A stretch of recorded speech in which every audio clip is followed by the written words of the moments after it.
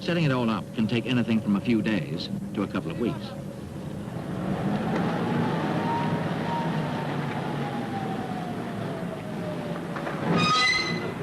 The choice of site for drilling an exploration well isn't ours. It's made by the geologists from their knowledge of the rocks that lie below, 3 kilometers or more beneath our feet.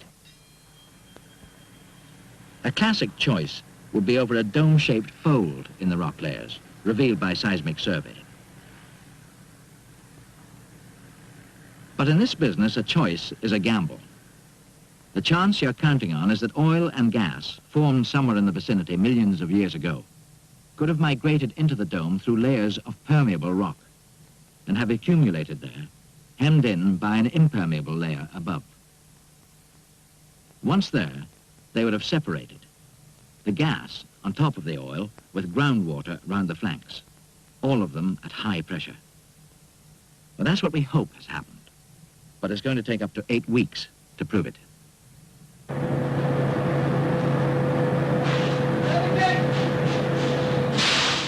We start with a relatively large bit to drill through the soft surface layers, down to 300 meters or so. When your target is over 3 kilometers down, you don't just sink a deep hole. You build it carefully, stage by stage.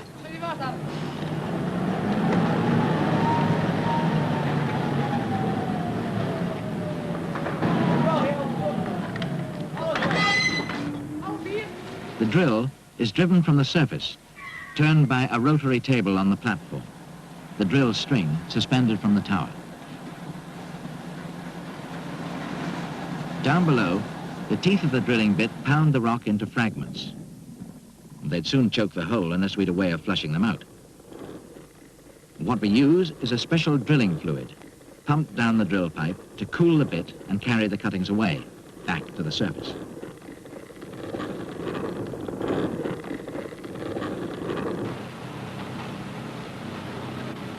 The mud, as we call it, is channeled out over fine mesh screens, the shakers, to remove the coarse cuttings, and then passed through centrifuges to get rid of the finer stuff, before it's recycled back down the hole.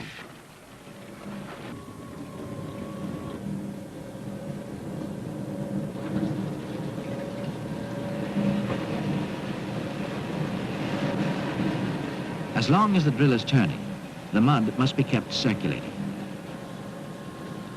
But every 10 meters, drilling has to stop to add another section of pipe.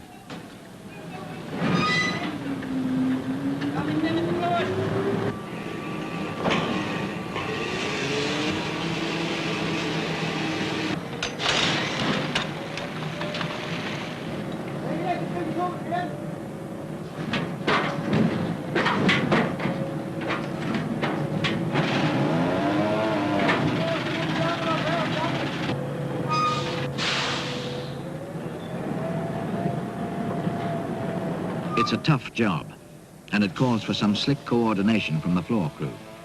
But they all get plenty of practice.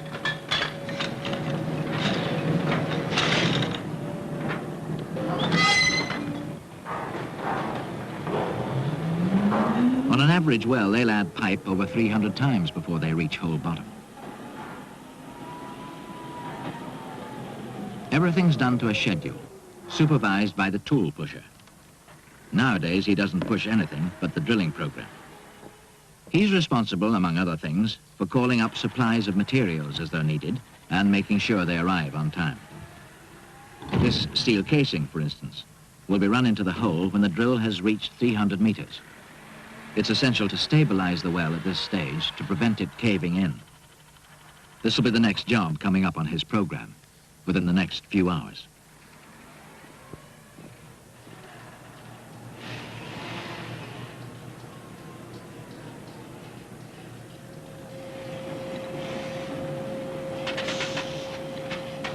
The casing, like drill pipe, is assembled section by section, and each of them weighs a couple of tons.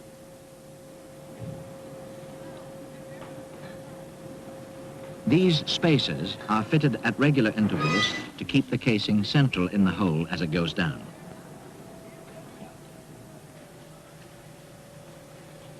The casing is lowered in until its nose reaches a point just above the bottom of the hole.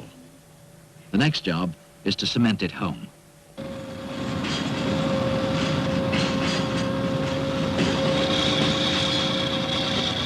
The cement is a wet slurry, pumped down the inside of the casing under pressure. Downhole, it breaks through a seal in the nose and is forced round the outside of the casing back to the surface, pushing the drilling mud out ahead of it. Once enough cement to anchor the casing has been pumped in, it's followed by drilling mud, ready for when drilling starts again. The pumps are then stopped and the cement given time to set. Now we can cap the top of the casing with a set of safety valves, known for obvious reasons as the blowout preventers. If further drilling were to encounter high-pressure gas or water, we could get a blowout. To contain it, we need a means of sealing off the hole at the surface. It's done by hydraulic rams that close off the gap between the drill string and the inside walls of the casing.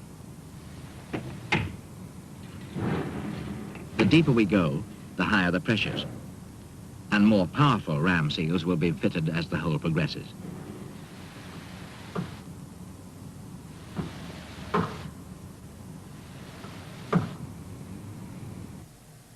Once the blowout preventers are fitted, drilling can continue safely to greater depths. But what if we were drilling not on land, but way out at sea?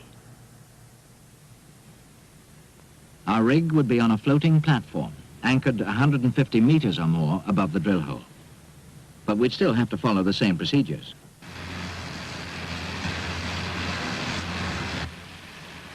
On a marine well, blowout preventers are every bit as vital, but they have to be fitted by remote control, sent down on guide wires and locked onto the casing under the watchful eye of the television camera.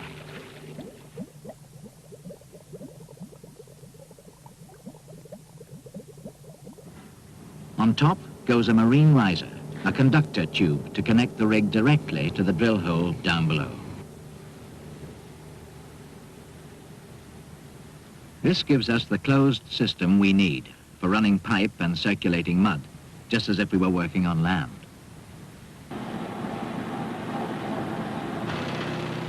As drilling goes on, the mud return shows the succession of different rock layers we're passing through. Some of them could contaminate the mud and prevent it functioning properly, so we need to keep a constant check on its composition. The mud is also to be maintained at a given viscosity. We don't want it altered by anything getting in from the rocks we're drilling through.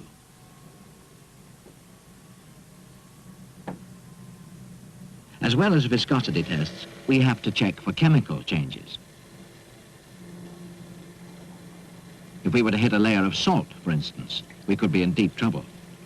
The mud would cease to lubricate the drill string and fail to plaster the walls of the hole. They could collapse and jam up the works completely. We'd have to replace the mud with a new supply of an entirely different composition to neutralize the salt.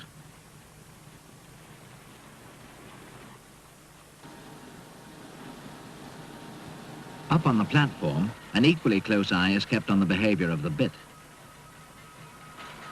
Cutting through hard rock, its life is usually less than 12 hours. Loss of cutting power shows up on the driller's control dials, and it makes a distinctive noise. Nothing for it but to pull the whole string, 30 meters at a time, and stack it up the tower.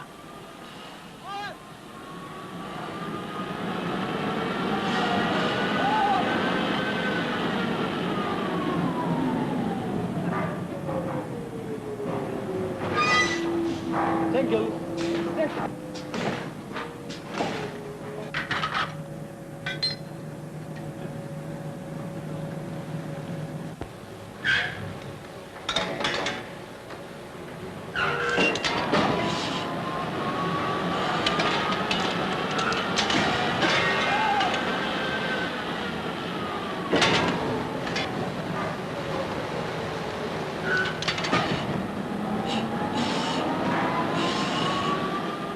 We can have anything up to 100 stands of pipe in the rack before we reach the bit.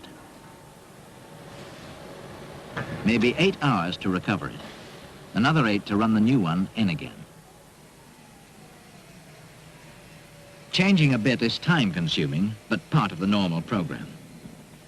But drilling can sometimes hit problems that are totally unpredictable.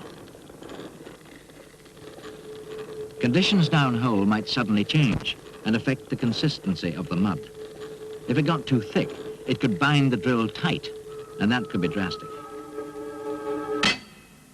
If it happens, you just pull out what you can, then you go fishing, and with luck, you make contact.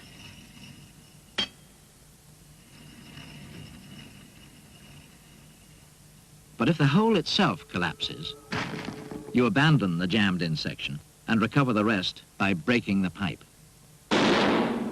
You can't drill back down through the blockage. You have to bypass it, using special deviation equipment, offsetting a new hole at a predetermined angle.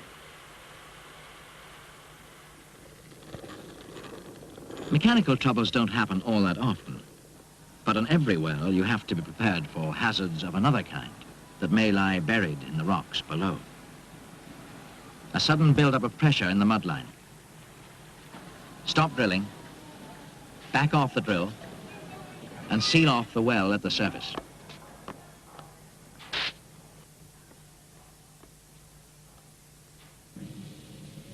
Everything's shut down. The pressures are measured and the pumps are restarted slowly while the cause of the build-up is identified. We've encountered a pocket of gas trapped in a shallow lens of sandstone.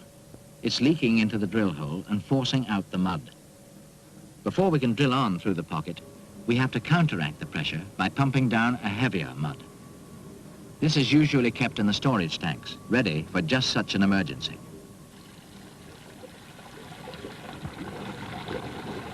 A 1,000 meters below, the gas is frothing into the hole. But as the new mud begins to circulate, the pressure is gradually neutralized, and a special sealing compound plasters the walls of the hole.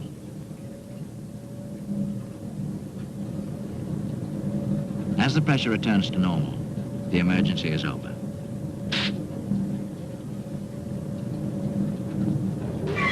Drilling can start again, with the mud sealing off the rest of the gas zone, till we can line the hole with another run of steel casing. Then, with a smaller bit, on towards the target. Still a long way to go.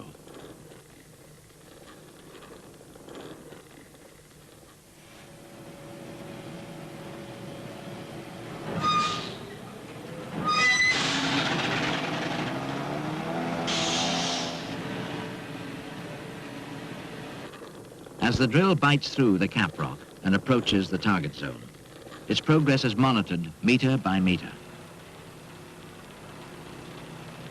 Inspection of the cuttings will give us the first indication of what really lies below the cap rock, whether or not the choice of drill site was justified.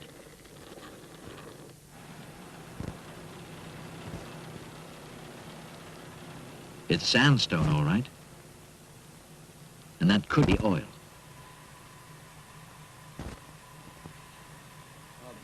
Under the microscope, the sample certainly looks promising. Coarse-grained sand with a definite dark stain.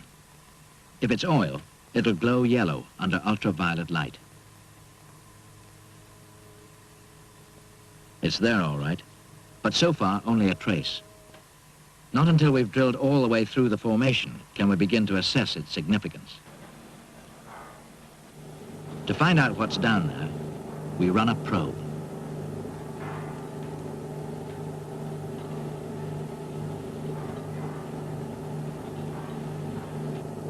The probe is an electronic device that responds to variations in the electrical, acoustical, and radioactive properties of the different rock layers, and transmits its measurements back to the recording truck on the surface. As it passes back up through the formations, it will identify the nature of the rocks in the immediate vicinity of the drill hole and indicate what they contain. Shale. Porous sandstone, saturated with oil. Even more porous here. Limestone, nothing much there. Then the gas layer, and finally the impermeable shale of the cap rock.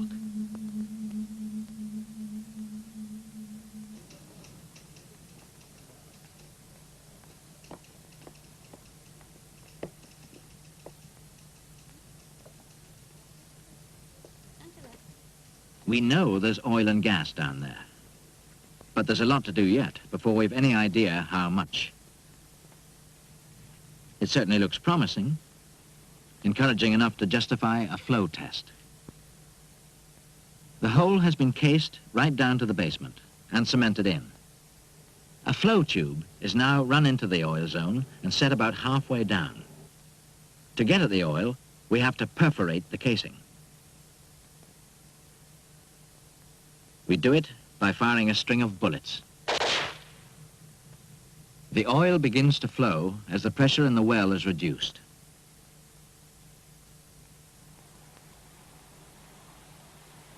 The flare-off of gas that comes up with the oil signals a successful test. To get this far has cost anything from £300,000 on land to a couple of million offshore. Yet all we've managed to assess is the potential of the area immediately around a single drill hole. What interests us now is the rest of the structure. To find out the full extent of the oil reservoir, we have to sink more wells.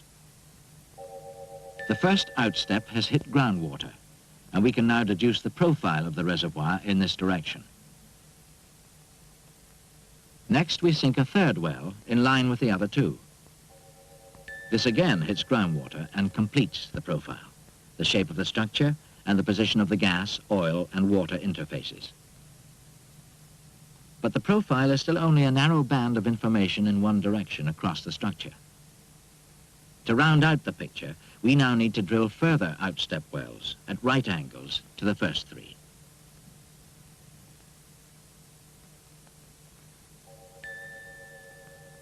Even with a classic dome-shaped structure, outstepping can have its disappointments. Nothing but water, and much lower down than expected. The rocks have slipped along a fault line, blocking off the reservoir.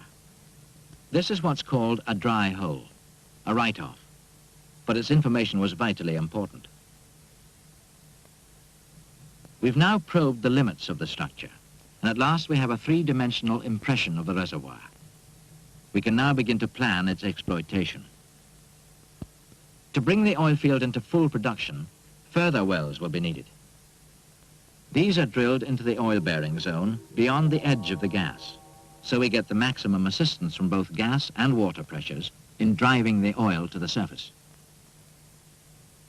As more and more oil is withdrawn, we can inject water back into the structure to maintain the pressure by sinking more holes outside the limits of the reservoir.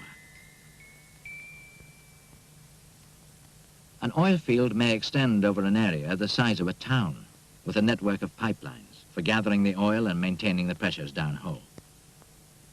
If the oil field were offshore, the whole installation, complete with pump house and treatment plant, would have to be concentrated into an area the size of a football pitch.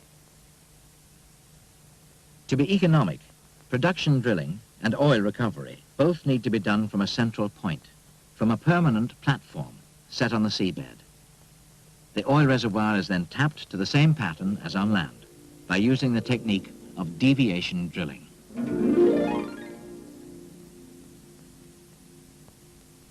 Oil reserves are nowadays being discovered in locations which are often difficult to develop.